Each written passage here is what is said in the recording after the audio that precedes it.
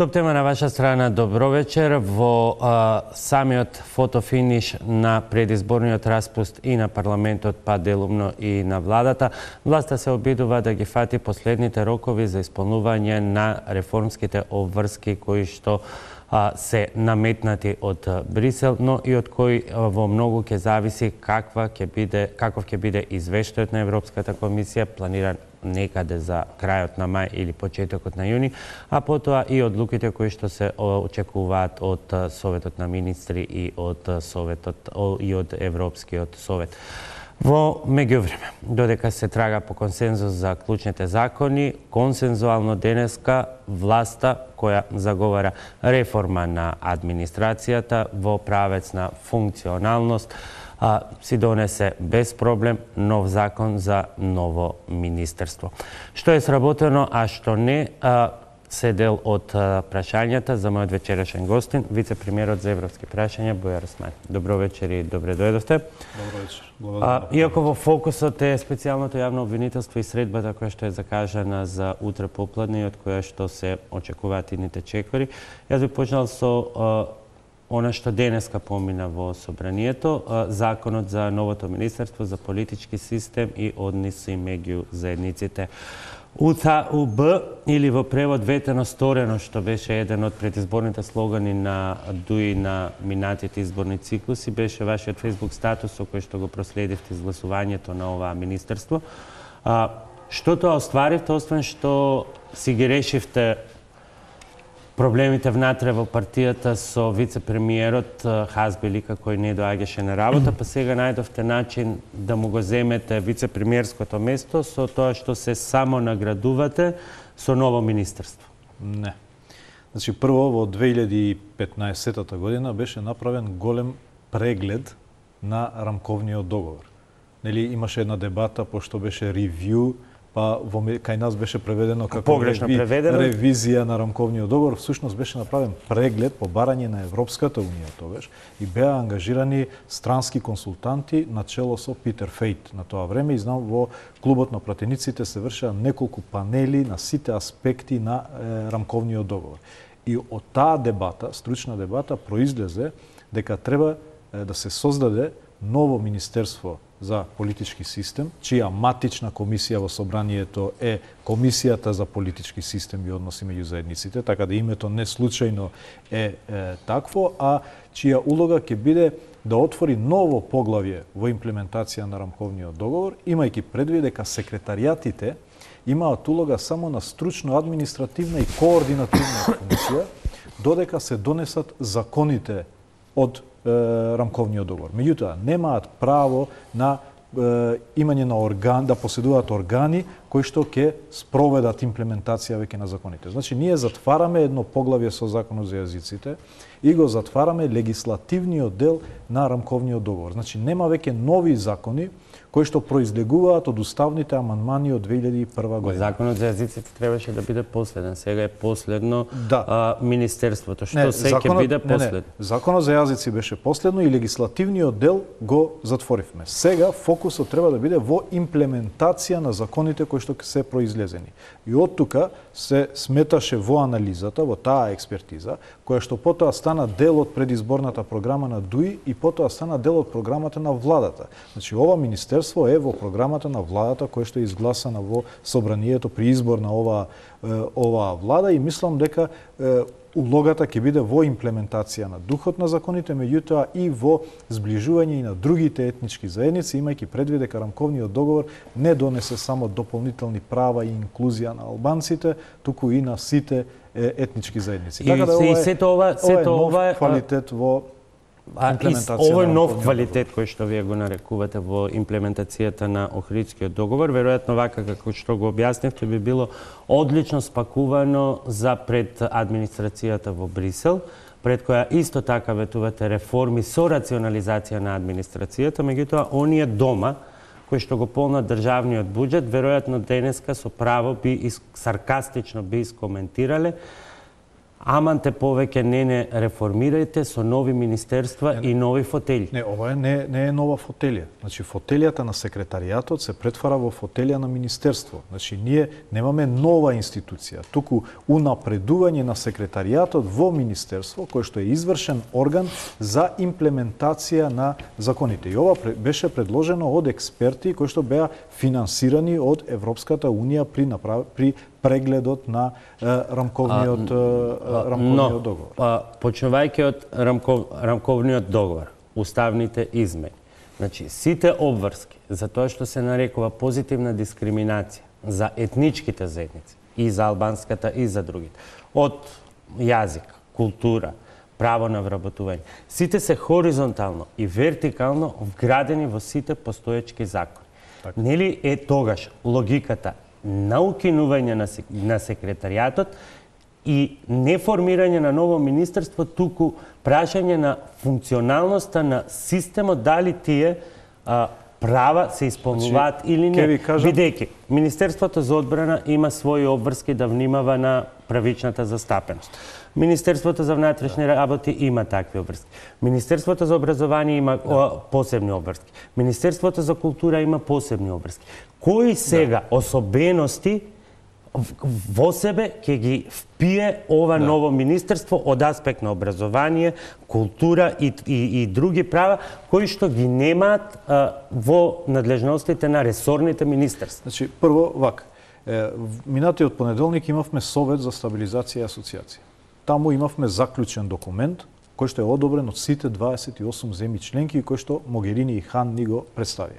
Таму пишува една реченица: да се продолжи со имплементација на рамковниот договор како основен столб на мирот во државата, фокусирајќи се на децентрализацијата како основно начело на рамковниот договор. Што значи дека духот на рамковниот договор останува препорака силна и на Европската Унија. Меѓутоа, законите. Еве сега ќе ви кажам Могерини и Хан ворете тоа, меѓутоа Могерини и Хан не ја полна државната каса. Граѓаните на Република Македонија ја полна државната каса и добиваат ново министерство.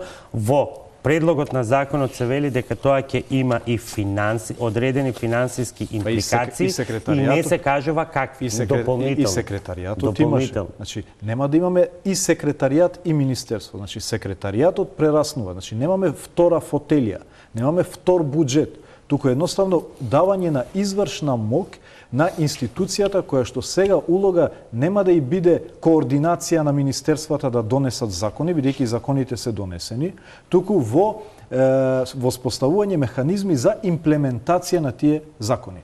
Да ви дадам еден пример. Законот за јазици го предложи Министерството за правда. Нема никаква корелација помеѓу Закон за јазици и Министерство за правда. Меѓутоа, бидејќи секретаријатот е стручно административно тело кое што нема право да предложи закони. Инспекторатот за јазици е вграден во Министерството за правда. Која е врската меѓу правда и инспекторат за јазици?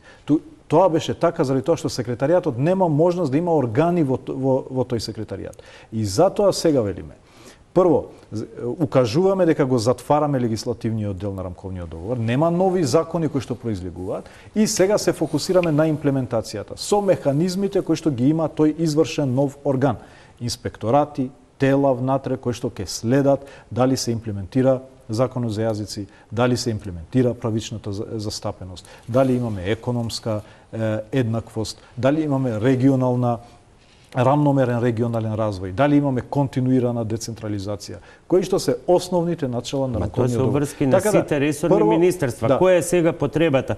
Управата за развој и напредување на образованието од Министерството за образование да се отрнува и да се става сосема на едно друго место. Затоа што сега се концентрираат механизмите кои што ќе ја следат имплементацијата на рамковниот договор. А тоа произлезе од фактот што анализата покажа слабости и дискоординација на различните институции, фрагментирани на секаде низ системот, да можат да создадат една синергија во имплементација на јазикот. Сега, без дополнителни трошоци, Затоа што секретаријатот и така имаше свои трошоци и свои луѓе внатре. Само даваме да разграничиме што од секретаријатот, бидејќи секретаријатот како секретаријат има 76 вработени, а на име на секретаријатот се уште не распределени седат уште 900. Тие трошоци се постоечки.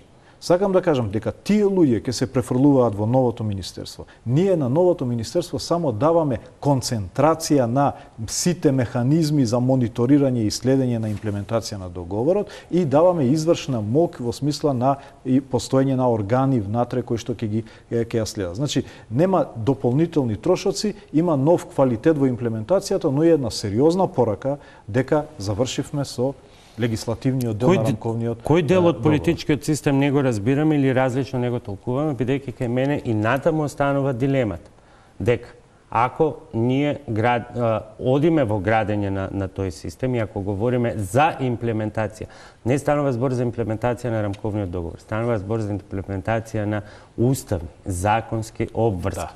Чуму тогаш ни е потребен екстра полицаец. Зошто тоа не го оставиме на редовните институции и на тој начин да се испрати пораката дека е тоа дел од системот. Вие повторно го извлекувате како нешто екстра, како нешто што се уште треба и натаму да се наблюдува, мониторира, интервенира, нешто што зошто не е страно тело во владата, како што вие индиректно го посочувате. Затоа што во собранието прво постои матична комисија за политички систем и односи со заедниците. Секое министерство има своја матична комисија во собранието. Например, секретаријатот за европски прашања има комисија за европски прашања. Министерството за здравство има комисија за здравство. Значи, согласно таа комисија за политички систем, кој што уредува веќе со години наназад некои прашања, сега создаваме министерство. Што значи дека ја враќаме државата во нормала на имплементацијата. Досега имавме вонредна состојба, вонреден механизам за координација на носење законите од рамковниот договор. Сега велиме се затвори легислативниот дел, се враќаме во нормала. Сега институциите, согласно постоечката констелација на институции, ќе се занимаваат со имплементација на духот на закон. И сега Агенцијата за јазици, која што доби 8 милиони за оваа година, инспекторатот за јазици ќе останат како самостојни или ќе бидат тела во состав на новото министерство? Агенциите, според закон, се надвор, се под влада, под премиер. Така да тука тешко дека агенцијата, иако има логика, агенцијата да биде исто дел од оваа министерство, меѓутоа агенциите во принцип се надвор од се. Зошто тогаш има министерството надлежности за мониторинг на правата на јазиците? Затоа што ќе ги координира политички ќе го координира политички тоа прашање. Инспекторатот, ја сметам дека треба да биде дел од оваа министерство. Новите подзаконски акти кои што произлегуваат од законот за јазици треба да ги предложи оваа министерство. Треба да се најдат механизми како тоа ќе се направи. Меѓутоа, затоа ви велам, без дополнителни трошоци, правиме сплотување и координација на институциите за да се постигне синергија. До сега можеби сме имале повеќе трошоци, имајќи предвид дека една институција во образование следи, втора институција некаде друго следи, сега ги вградуваме во еден систем кој што ќе ја следи имплементацијата, меѓутоа не само тоа, ќе се однесува во поглед на односите помеѓу етничките заедници. Создаваме едно општество за сите заедници и ова министерство ќе биде кохезивната сила или лепакот на сите етнички заедници и нивните права во државата. Го решава министерството проблемот кога одреден министер или кога вице-премиерот Османи може да одбере дали ќе се обрати на македонски или не, ако се присутни новинари на промоцијата на Агенцијата за спроведување на законот за јазици и одбие да го стори тоа? Да, благодарам за прашањето. Ова беше лажна вест, пошто ваков момент не се случило. Јас уште еднаш го прегледавме целото видео, ниту имало прашање, ниту имало ситуација на тоа пресконференција. Една телевизија измислила лажна вест и после тоа е превземено понатаму од другите медиуми. Меѓутоа, јас сум спремен да го објавам целото видео со сите прашања и одговори, да видите дека јас сум тој што секогаш прво се обраќа на македонски, потоа на албански, иако сум албанец, затоа што така се договоривме кога го подготвивме законот. Дека и при пишување на табелите, прво ќе оди македонскиот јазик, па албанскиот јазик, и јас го почитувам тоа принципиелно, бидејќи не сакам да излезам од законот во ниту еден начин. Така да, ова е лажна вест и никогаш не се случило јас да не одговарам на медиумите. Некогаш се случува кога ќе одговарам на албански новинар, македонскиот новинар да ми каже: "Ве молам, преведете ми го ова." Не може физички да се преведе тоа што сум го кажал претходно. И јас им кажувам: "Ве молам, поставете го уште еднаш прашањето за да ви одговорам на македонски." Меѓутоа, овој пат ни тоа не се случило. Така да тоа е лажна вест. Добро, некогаш има, бидејќи изјавите се и помалку различни во зависност од публиката на која се наменети. Алфа телевизија е лажна вест. Што очекувате од сега веќе сагата СЈО или нов закон за обвинителството? Видете, јас имав една изјава дека треба да работиме на две траектории, да инсистираме до крај во договор со опозицијата со цел да ги исцрпиме сите можности за консензус по однос на ова прашање, меѓутоа, за да не изгубиме време, паралелно да комуницираме со пратениците, бидејќи очигледно во последниот период имаме фрагментација на политичкото групирање во собранието и не секогаш се поклопуваат партиските ставови со ставовите на пратениците, што е добро во една демократија, и дека треба да се комуницира и со пратениците за важноста на ова прашање. Мислам дека е важно да се реши, да се покаже прво политичка волја пред меѓународната заедница, дека борбата против корупцијата ќе биде основниот адут на кој што ние ќе се повикаме за нашата зрелост за членство. При тоа не заборавајќи све тоа што претходно сме го направиле, меѓутоа сега е во фокусот СЈО. И јас и во Брисел пред министрите за надворешни работи реков дека нашиот систем предвидува 3 столба. Прво е антикорупцијската комисија, за која што можеме да се пофалиме пред светот дека и законот е согласно сите стандарди и изборот на луѓето внатре според сите стандарди. Вториот столб е обвинителството со се СЈО во него, и третото е координативното тело за борба против организиран и сериозен криминал. Тоа мора да бидат 3 независни институции кои што ќе се борат со корупцијата од висок Но очигледно е дека од она што го слушнавме и од синокешниот дуел, во начинот на кој што се одвиваат разговорите, опозицијата вели: "Еве ги нашите амандмани, па ако ги прифатите ќе има договор."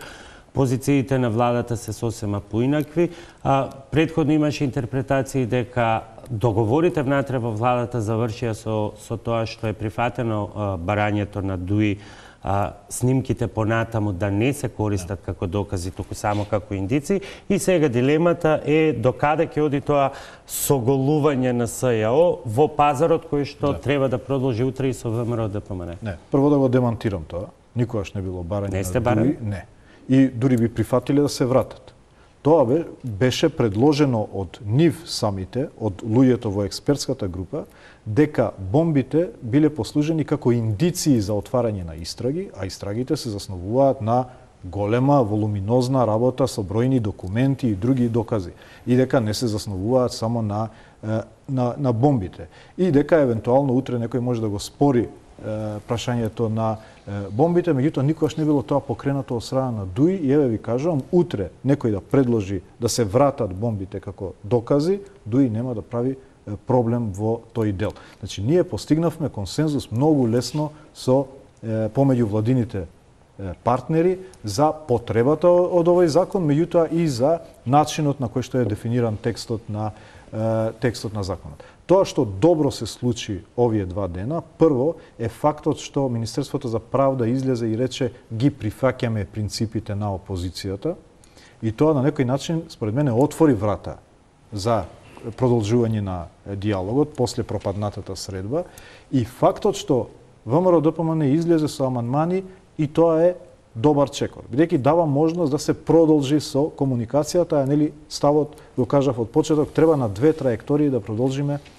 паралелно, и се надевам дека ќе постигнеме одговор. Имаме добро искуство со антикорупцијскиот закон, бидејќи таму основната идеја, субстанцата на нашиот предлог остана иста, а се прифатија 20 амандмани од ВМРО. Добро, но кога премиерот во последните изјави ќе каже дека влогот и барањата на опозицијата се заштита на криминалот, тогаш дилемата се поставува дилемата каде го гледате просторот за компромис. За волја на вистината не ги знаеме амандманите, меѓутоа ако така се протолкувани сите намери на опозицијата досега, тогаш каде е просторот за компромис? Повторно на штета на правдата? Не, видете, ако се работи за технички прашања, кои што нема да ја разводнат суштината, субстанцата на нашиот предлог, а тоа е да се продолжи до крај со истрагите кои што произлегуваат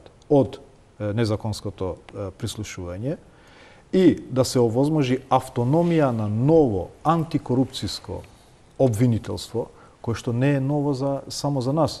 Имате во Црна Гора специјално државно обвинителство за корупција од висок степен. Значи, тоа веќе станува пракса, стандард во земјите претенденти за Европската Унија. Доколку не се разводнат тие постулати, доколку има предлози кои што го подобруваат квалитетот на текстот, мислам дека вреди да се седне и да се разговара и затоа беше повикот, еве сега во функција и на член на ДУИ, повикот и на председателот на партијата да опозицијата не се повлече, да продолжи, да инсистираме за да дадеме уште повеќе кредибилитет на новиот закон, бидејќи ако биде еднострано утре некој друг ќе го спори законот, меѓутоа па ако се исцрпат сите можности, тогаш треба ние паралелно да имаме алтернативни адути. Веќе известно дека извештајот на Европската комисија ќе биде одложен, нема да го имаме во април, ќе биде некаде крајот на најверојатно крајот на мај или почетокот на јуни. На 22 јануари во ова исто студио вие велите работиме да испорачаме како да извештајот ќе биде во април и сите реформски зафати да ги испорачаме до крајот на март. Денеска сме 27 март. На 1 април почнува веќе оној формален распуст, па делумно и на владата, но многу повеќе на парламентот. Нема уште многу време, бидејќи имате уште еден проблем, а тоа е прегласување на законите, кои што ги врати и председателот Иванов. Што предпоставува ова? Договор брз, бидејќи воспротивно ВМРО може да ја блокира постапката со амандмани, или? Видете, прво, ние останавме конзистентни на тоа што го кажав јас, дека ќе работиме како да извештајот биде во април. И роковите на планот 18 беа до март месец. И претежно најголемиот дел од тие мерки ние ги испорачавме. Ни го одложи ова фактот што господинот Иванов не ги подпишува и треба да ги прегласуваме истите законски решенија, бидејќи законот за антидискриминација, например, требаше да биде одбележан како завршен тогаш кога се изгласа првиот пат. Меѓутоа, еве, господинот Иванов ни наметна ситуација повторно да ни биде од тоа отворено прашање додека него Па добро, не е само Иванов, законот стоеше законот за дискриминација еден од оние кои што најдолго стоја во ФИОК, исто во ова студио признавте дека имаше и кај ДУИ некои дилеми околу одредени одредби во закон. Не, видете, дилеми и дебати по однос на многу прашања има. Важно е дека на крај преовладува од тежиштето дека ЕУ ни е поважно од било кои дилеми што ги имаме внатре. И тоа е принципот што јас постојано сакам да го промовирам, дека ние може да имаме етнички, партиски, индивидуални разлики, но кога ќе дојде стратешката цел за кој граѓаните имаат консензус каде треба да одиме, тогаш тоа треба да ни тежнее во нашата одлука која е поважна. Тоа што ни остана од пакетот е пакетот безбедносни служби, на реформа на безбедносните служби. Тука мислам дека ќе биде све окей. Мислам дека ќе добиеме поддршка и од опозицијата, бидејќи нивните забелешки се повеќе технички отколку суштински. Процедурата е во собрание, на второ читање и очекуваме да се заврши. И останува прашањето на законот за обвинителство да се заврши. 4 дена се преостанува. Дали тоа значи предпоставка дека ќе имаме и преседан собранието да продолжи да работи и во деновите на кампања, особено што заради сите овие договори нема простор за прегласување на законите кои што не ги потпише Иванов. Двотретинските и не треба да се прегласуваат. Ние ќе работиме као да рокот биде 1 април, меѓутоа повторно вие го кажавте тоа, дека нема законска пречка да има седници на собранието и во текот на кампањата. Тоа е повеќе джентлменски договор на пратениците, за да не се злоупотреби говорницата за кампања. Меѓутоа, ако постигнеме договор, ние седница ќе одржиме и во април месец. Меѓутоа, затоа велам да ги исцрпиме прво сите можности за консензус, бидејќи оваа прашање навистина е важно за сите и треба да биде одржливо решение за години, независно која гарнитура е на власт. Што од сето тоа што досега е направено, имајќи предвид и законите кои што се вратени, но еве велите дека ќе се најде начин и процедура за тие што треба повторно да бидат, ќе се најде време да бидат повторно изгласани. Што од сето тоа ќе се книжи во Брисел, бидејќи и покрај сите суперлативи кои што ги слушнавме минатата година, клучната порака беше повторена. А тоа е да, има напредок, донесени се закони, но тоа што ви фали постојано и на што ве подсетуваме е имплементацијата. Добро, ние тука... Бидејќи ако се пишуваше извештајот на Европската комисија, ако излезеше во април, за многу работи земјава веќе ќе беше во минус. Вака, прво ние во овој план предвидовме и тоа, дека нема да одиме пред Брисел и земјите членки да зборуваме какви убави закони носиме, туку што имаме како трек рекорд собрано како аргументи дека државата се менува согласно тие закони. И јас, знаете, сведоци сме дека имаме една серија на средби со институциите кои што имаат надлежности. И дозволете да кажам неколку примери дека не е само добри закони. Последната средба ми беше во Агенцијата за аудиовизуелни услуги. Ке злоупотребам една изјава од таму. Ако на било кои избори биле потребни стотици монитори, односно луѓе кои што ќе ги мониторираат медиумите, сегашната проценка е дека нема да бидат потребни повеќе од 20, затоа што ситуацијата со медиумите е одлична. Ние ги подценуваме работите кои што сме ги завршиле. Како што го подценуваме Преспа. Се заборави Преспа, сега зборуваме за нови ангажмани. Ние мора да ги потенцираме успесите кои што ги направивме овие 20 месеци, затоа што не беа лесни, а беа направени само заради аспирацијата за членство во НАТО и Европската унија. Значи, не знам сега дали мониторингот е благодарение на подобрената состојба во медиумите или новите технологии кои што ги има АВМУ, но немам причина да се сомневам во констатацијата е дека состојбата со медиумите е одлична. Ние врие од дебати, врие од транспарентност, од тие можности. Врие од нерегулирани портали кои што слободно шират лажни вести, никој не може да ги гони нити кривично, нити никако.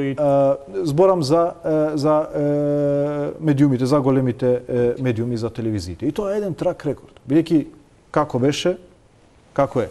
Не зборувам за албанските медиуми, бидејќи тие во континуитет беа во добра состојба. Второ, бевме на Богородица, граничниот премин со министерот за внатрешни работи.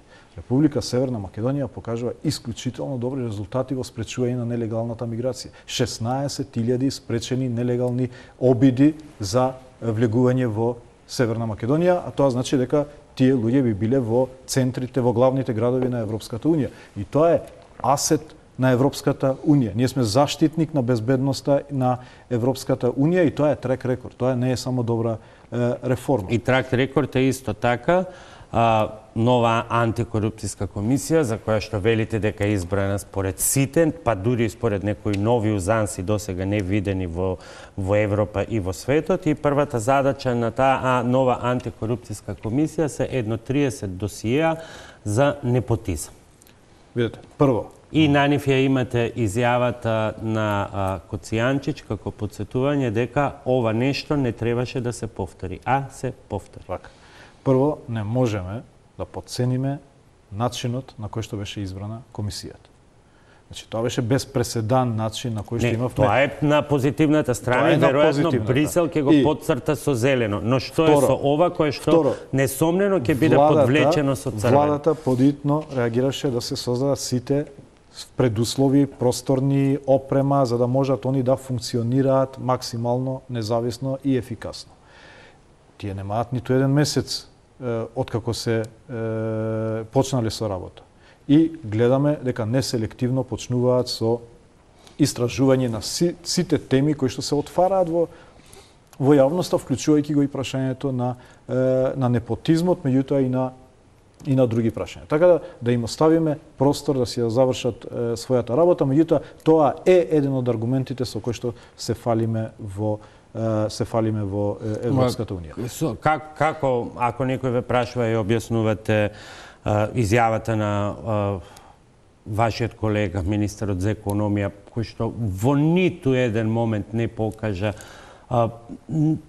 ниту тронка чувство за политичка, морална, етичка одговорност или барем отвореност дека може да постои сомнеж и кон тоа прашање, туку едноставно арогантно сите забелешки ги одбиваше со арогантни коментари дека тој нема ништо со неговата сестра. Сепак не можам да коментирам јас изјави на колеги, ниту и сум ја слушнал конкретната, можам да го кажам ставот наш на партијата по однос на ова прашање. Тоа е од вашата партија. Дека тоа е девијантна состојба прашањето на непотизмот. Јас дури сметам дека е канцер на општеството и дека филозофски може меѓутоа државата како концепт е всушност борба против фамилијата. Јас се извинувам, меѓутоа вие денови ве одите од институција до институција и како координатор на тој европски прогрес кој што треба да се случи за да се добие таа позитивна одлука во јуни, сите ги убедувате да си ја завршат својата работа, а не можете да седнете да разговарате со вашиот колега министер дека таквите негови изјави ќе бидат подвлечени со кој што за појава која што вие нарекувате канцер, дека во Брисел ќе бидат повлечени со црвено. Не можеме да коментираме изјави. Ниту знам во каков контекст се дадени, ниту како која било намерата. Ставот принципиелен е дека антикорупцијска комисија треба да ги истражува сите случаи поединечно и ако тие констатираат дека имало злоупотреба на службена должност за избегнување на конкурентност и фаворизирање на помалку компетентни на сметка на повеќе компетентни заради некои роднински или други врски, ние ќе преземеме мерки за таквите случаи. Меѓутоа мора да го почитуваме системот на докажување на ситуацијата, а не само на шпекулации. Така да во тој дел признавам дека има грешки, има девијации, меѓутоа тоа е процес кој што во континуитет треба да се подобри и ставот дека имаме една независна антикорупцијска комисија на која што ја охрабруваме поединечно да ги обработи сите случаи таму каде што они ќе кажат тука има класичен непотизам, никој нема да бега од одговорност да се повлечат таквите. Коцијанчиć се огласи со критика кон сите овие случаи. Не очекувате ова да биде критикувано во извештајот?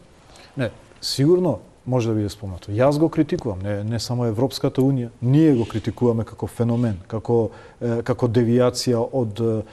Бидејќи, ви кажам, државата е создадена како обид за борба против кланот и фамилијата во некое предисториско време. И таквите елементи ние мора да се обидеме системски да ги отстраниме. Затоа велам, преку овие институции и полека преку создавање на култура таква на борба против непотизмот и на вреднување на квалитетот, со ова прашање да се справи. Таа култура подразбира и чувство за морална, етичка, политичка одговорност и оставки. Се разбира ако се докаже така. Дел од обврските зависат од дел од оценките и она што ќе се случува во јуни зависат од Македонија, дел зависат од европската од случувањата во ЕУ. Сметате ли дека досега со сето она што е направено, дека Македонија има доволно аргументи бидејќи пред Брисел, бидејќи и таму трката ќе биде на краток рок. ако извештајот излезе во мај и ако на 21 јуни е веќе закажан советот на министри, тоа е многу малку време да се убедат некои земји, скептичните како Франција и Холандија, а некои кои што се поддржувачи како Германија и некои други да ги спроведат и внатрешните процедури за да им дадат виза на нивните министри, каква и да е. Видете, јас имав една изјава пред некој ден дека Република Северна Македонија станува школски пример како основните принципи на европската идеја се имплементираат на пракса во земја која што е само кандидат, а не е членка на Европската унија.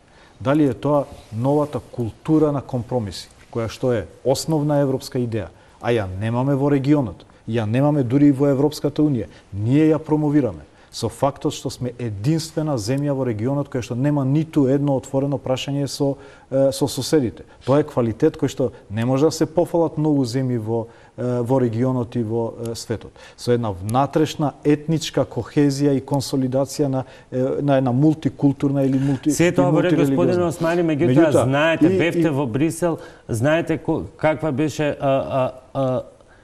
прединфаркт на цела таа расправа на Советот на министри во Луксембург, кога до последен момент висеше се и меѓу другото и заради некои внатрешни случувања, но и заради случувањата во. Сакам да кажам дека тоа што ние го направивме е едно чудо на Балканот.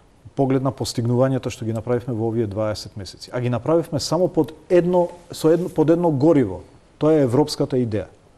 И затоа одлуката во јуни нема да биде само одлука за нас.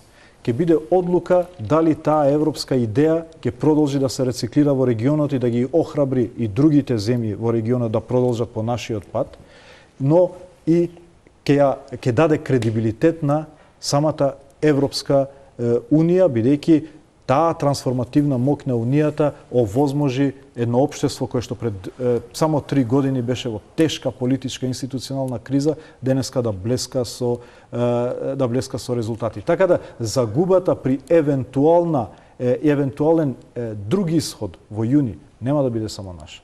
Ќе биде и за регионот, ќе биде и за самата Европска унија. Добро звучи за мотивацијски говор, но сакам да кажам дека ние сме спремни за започнување на преговори денеска. Јас затоа реков нови услови не треба да се постават, бидејќи веќе чувството е дека се менува таргетот, се менува целта. Да, но многу убаво звучи сето ова за мотивацијски говор, но колку е тој реален кога нему ќе му ги спротиставите пораките од последниот манифест на францускиот председател Макрон за реформите во ЕУ, кој што, ако го преведеме во 2 реченици, би бил потребно ние прво да си го средиме нашиот двор, па потоа да размислуваме за шансите за идни проширување. Да видиме колку сме сега на број и како ќе функционираме, па за останатите кои што ќе ни... Јас прво реков дека од денеска до јуни има многу непредвидливи работи, вклучувајќи и техничките кои што вие ги спомнавте, тоа е краткиот рок, ќе објаснам после што ни е планот тука, меѓутоа и тоа што ќе се случи со изборите за Европскиот парламент и кој ќе биде односот на силите. Бидејќи убаво е вие да ги слушате Могерини и Хан на крајот од денот, без сите разлики кои што постојат дома. Могерини и Хан сакаат да прокнижат нешто позитивно и на адреса на оваа комисија. Меѓутоа, со новите избори може да се случи таа комисија де факто да има само техничка улога, ако напливот на нова комисија со нов состав на луѓе. Не, затоа реков има многу непредвидливи работи. Прво ќе биде односот на пратениците во Европскиот парламент визави евроскептици и проевропејци. Тоа ќе ја детерминира на некој начин иднината. Тоа што ќе се случи внатре во некои земји членки. Така да е покомплексен патот од денес до јуни. Но тоа што го вели председателот Макрон. Он вели Европа пред да се прошири треба да се продлабочи. Во смисла да се консолидира внатре, бидејќи многу земји веќе механизмот на одлучување станува комплициран. Ние велиме вака.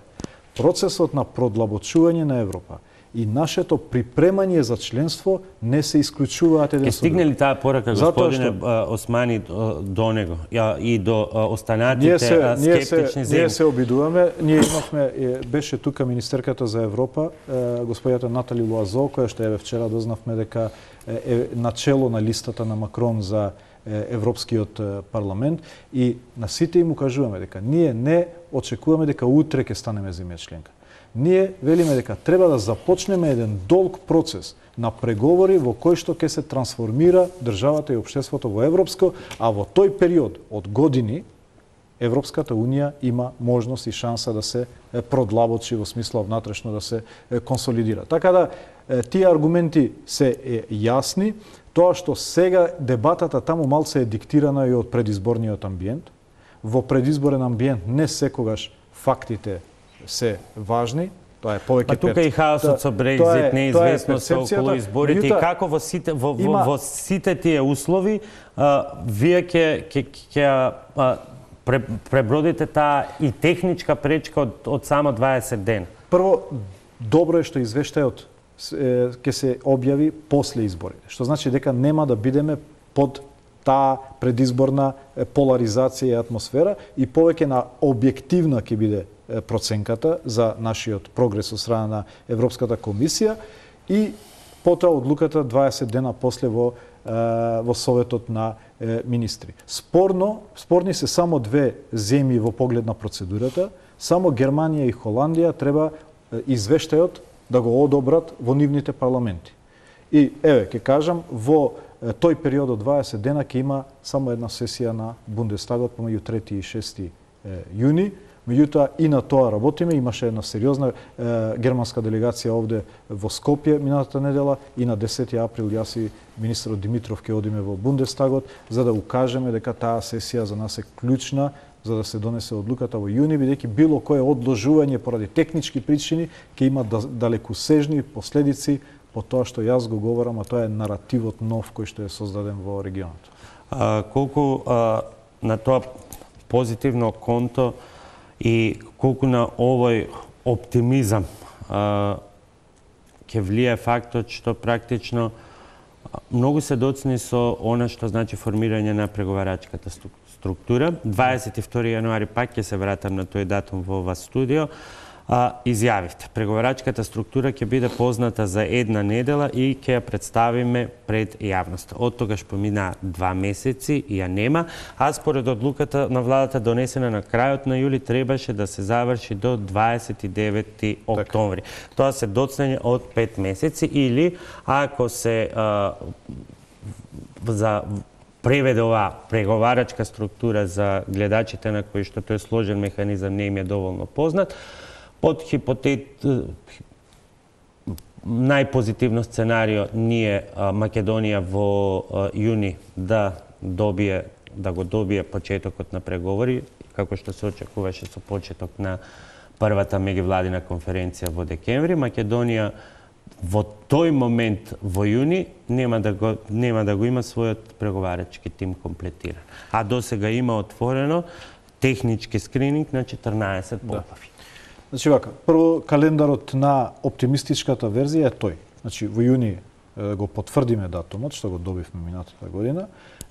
На есен првата кога Македонија го доби датумот минатата година условен, а следниот ден на интервју во Брисел ми рековте дека со подготовките доцниме требаше да почнат веќе вчера.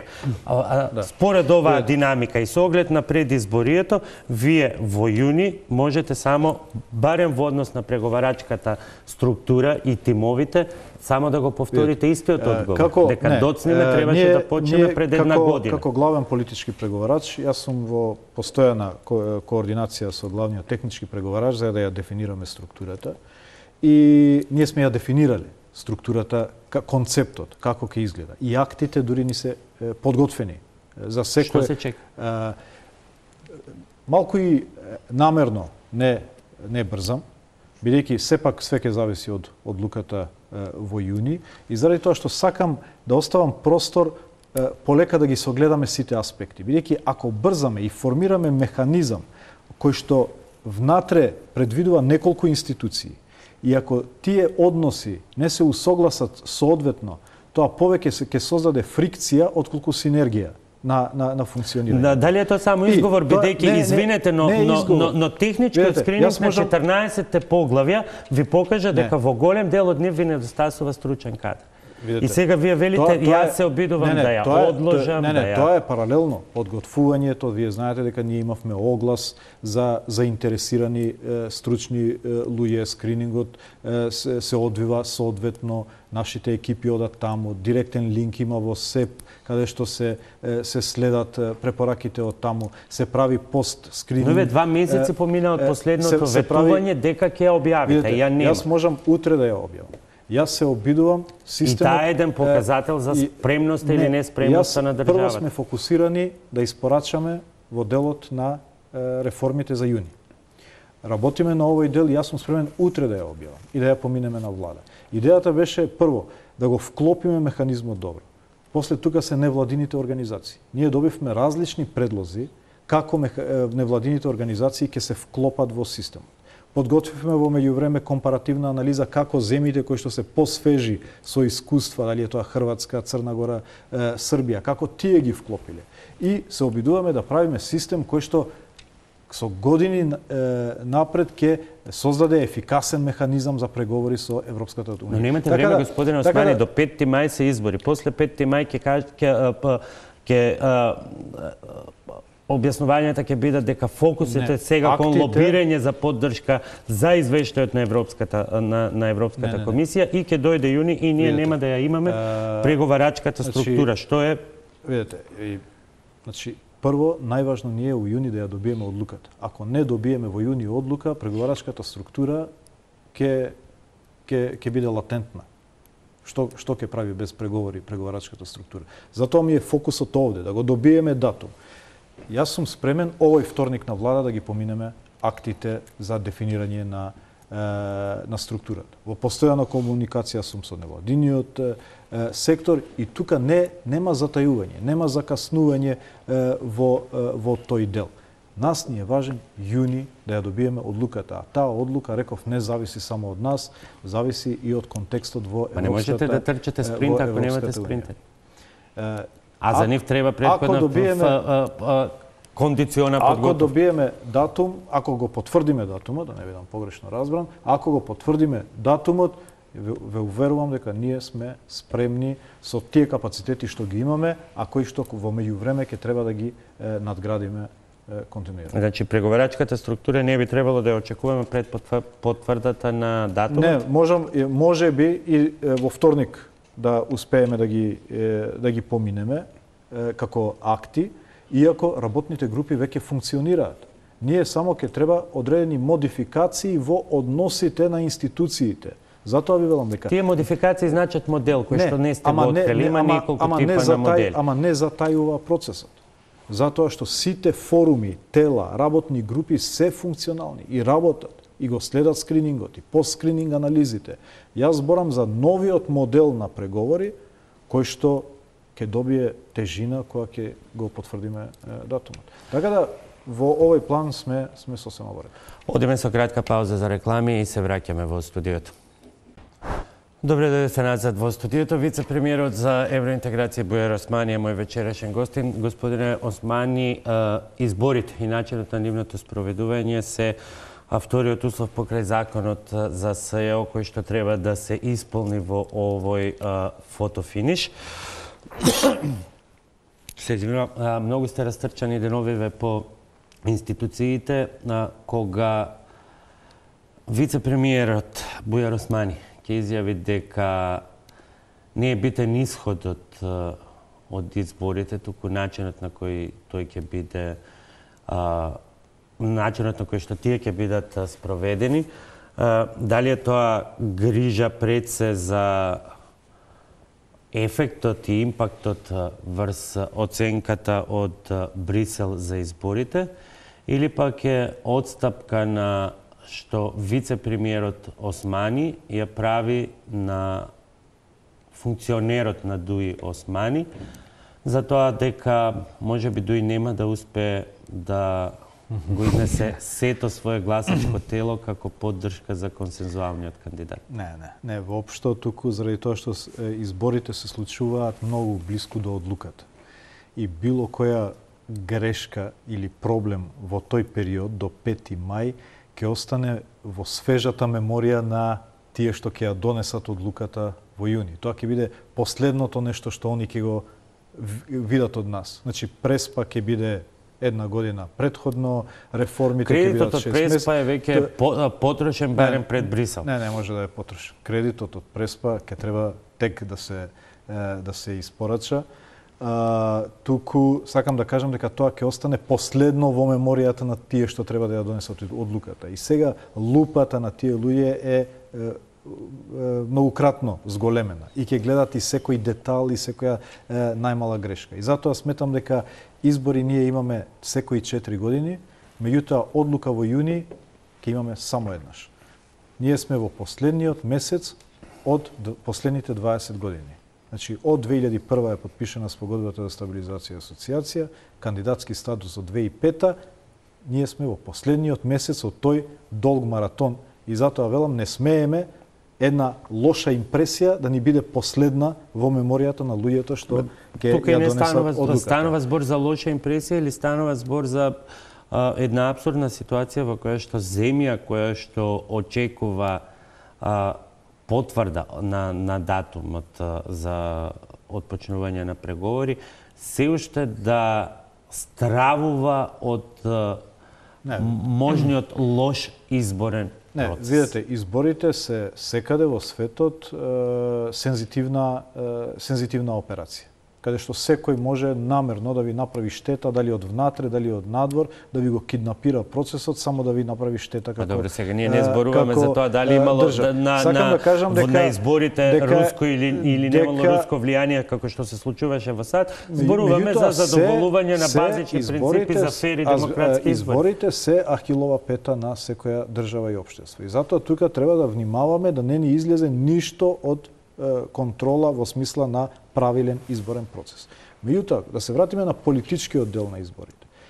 Еден голем асет како држава на овие избори е фактот што за прв пат во историјата на оваа држава ќе имаме консензуален кандидат на двете најголеми етнички заедници, што укажува на нов пробив, на ново поглавје, на нешто што било табу пред само 10 години, сега двете најголеми етнички заедници имаат заеднички кандидат за председател. Последната анкета на Македонскиот центар за меѓународна соработка, Институтот за демократија и покрај можните статистички грешки покажува дека албанското гласачко тело, па дури и голем процент од членството на ДУИ е сепак во првиот круг фокусирано кон кандидатот Албанец. Од тука и дилемите, дали оваа ваша изјава веќе не е правење на одстапка кон она што може би ДУИ нема да може да го испорача како очекуван резултат, односно излезност. Имаше една анкета на која што ги прашуваат граѓаните дали сте гласале за референдумот, 67% кажале да, дека гласале на референдумот. Ние видовме колку гласаа на референдумот. Така да, првите впечатоци во анкетите не се одразуваат после во гласачката кутија. Јас сум убеден дека тоа што го доби Северна Македонија како квалитет со новиот консензуален кандидат е многу поголемо од било кое име на кандидат прво и од било кој изборен процес. Како квалитет зборам, како концепт, како консензус и како отворено ново Која бројка од кои избори да ја земеме како репер во однос на тоа дали овој концепт за консензуален кандидат е прифатен и од членството?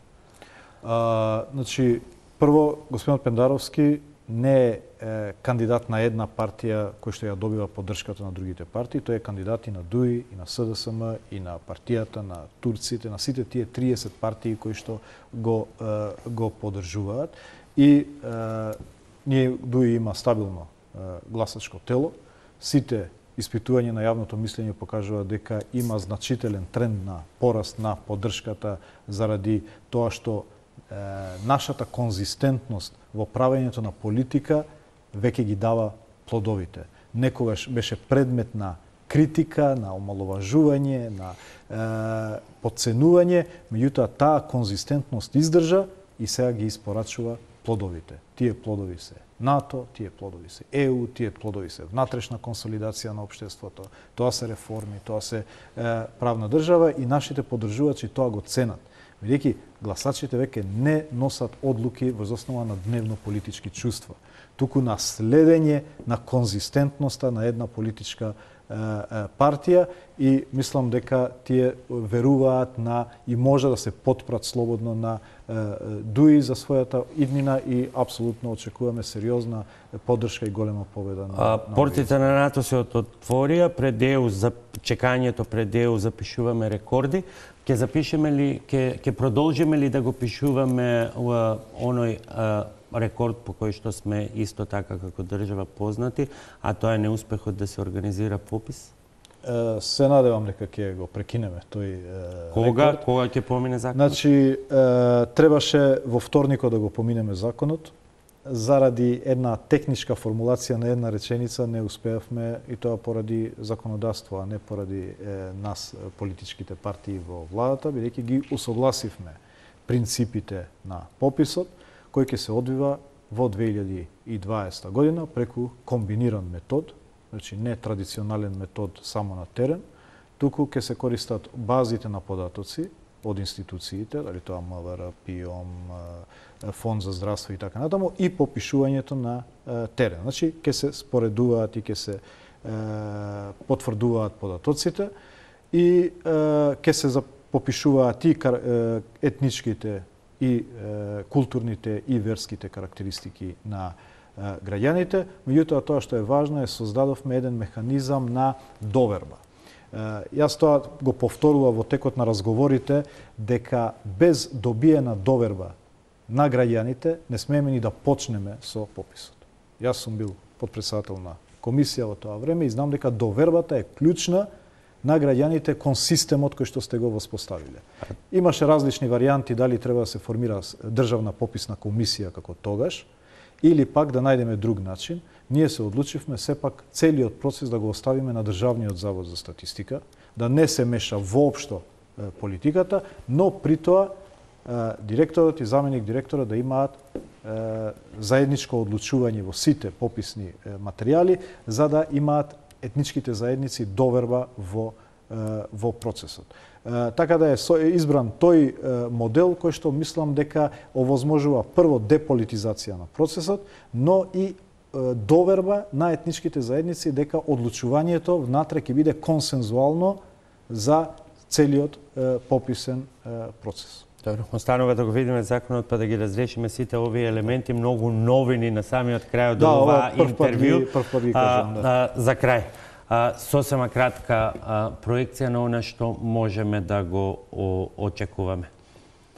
Во поглед на европската траекторија, имајќи ги предвид се уште сите непознати за исполнување на домашните обврски. Има многу непредвидливи работи до јуни. И во техничкиот аспект, и во политичкиот аспект во самата Европска Унија.